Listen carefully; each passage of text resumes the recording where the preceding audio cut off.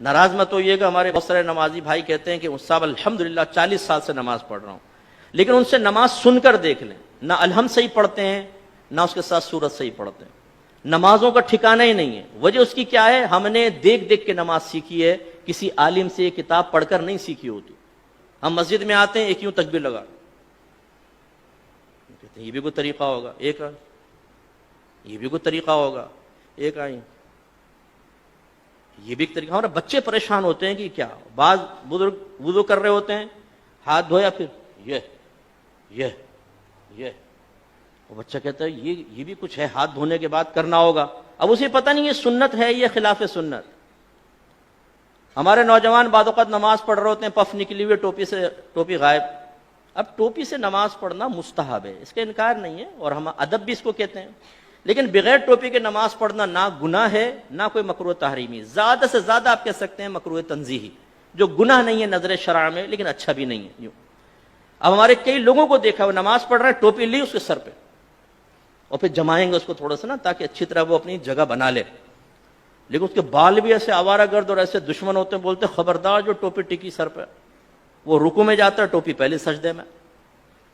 یہاں تک میں نے دیکھا ہے نوجوان سجدے میں گیا تو اس کو سجدے میں اس کے وہ جیسے نٹ کس رہے ہیں اس کے سر کے اوپر۔ ارے بھائی اس کو ٹوپی پہننا کوئی لازم نہیں تھا، آپ کا یہ اس کو اس طرح تنگ نہ کرنا واجب تھا، آپ نے کیا، آپ گناہگار ہوئے۔ سرکار نے تو نمازی کے آگے سے ایک قدم بڑھنا منع فرمایا، آپ پوری تباہ زمائی کر رہے ہیں اس کے سر کے اوپر ٹوپی لگانے کے سلسلے میں۔ ایسی بیٹا آنکھیں بند کر کے نماز نہیں پڑھتے ہیں، آنکھیں کھول کر پڑھتے ہیں۔ حالانکہ فقہ نے واضح لکھا ہے کہ اگر آنکھیں بند کر کے خشوع و خضوع زیادہ ہوتا ہے تو مستحب ہے کہ آنکھیں بند کر کے نماز پڑھیں، اور اگر آنکھیں کھول کر نماز پڑھنے سے خشوع و خضوع آتا ہے، دنیاوی خیالات سے نجات پاتے ہیں، تو آنکھیں کھول کر پڑھنا مستحب ہے۔ سمجھانا کیا چاہ رہا ہوں، دین سیکھا نہیں ہوتا ہم نے، سنی سنائی بات یا مسجد میں آ کے وہی آبزرویشن کے ذریعے جو ہم نے سیکھا ہوتا ہے اسے دوسروں پر مسلط کر رہے ہوتے ہیں۔ بچہ بیٹھا ہوا ہے، پاؤں ہلا رہا ہے، بیٹا ایسے پاؤں نہیں ہلاتے، نحوست ہوتی، وہ بچہ رک جاتا ہے۔ اب بھائی کہاں سے نحوست ہوتی ہے یہ بتائیے، پاؤں ہلانا کہاں سے نحوست ہے؟ یہ تو کوئی نحوست نہیں ہے، شریعت نے تو کوئی منع نہیں کیا۔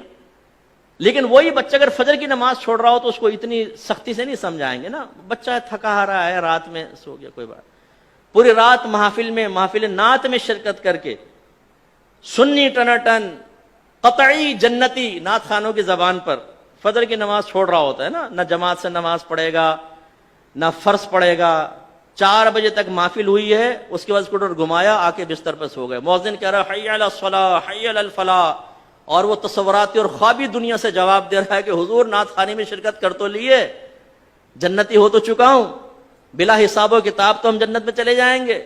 خود نعت خان نے شعر سنایا ہے، ہم رسول اللہ کے جنت رسول اللہ کی، یہ حی علی الصلاح حی علی الفلاح دوسرے لوگوں کے لیے ہے، جو نعت خوانی میں شرکت نہیں کرتے ان کے لیے ہو سکتا ہے، ہم تو جنتی ہیں۔ یہ ہم لوگوں کی حالت ہے۔ تو خلاصہ کلام یہ ہے کہ دین آپ سیکھیے۔ میں نے الحمدللہ بالغان کا بہت مدرسہ پڑھایا، نمازیں سنیں کوئی ٹھکانہ نہیں، سبحان رب الاعلی، التحیات، حالانکہ سے لفظ ہے التحیات، التحیات نہیں ہے۔ اسی طرح صحیح لفظ ہے رب اجعلنی، اور اکثر کیا پڑھیں گے ربی جعلنی، ربی جعلنی، غلط ہے۔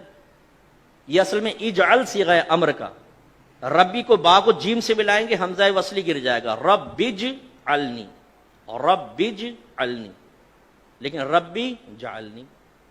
تو یہ کیوں ہوتا ہے؟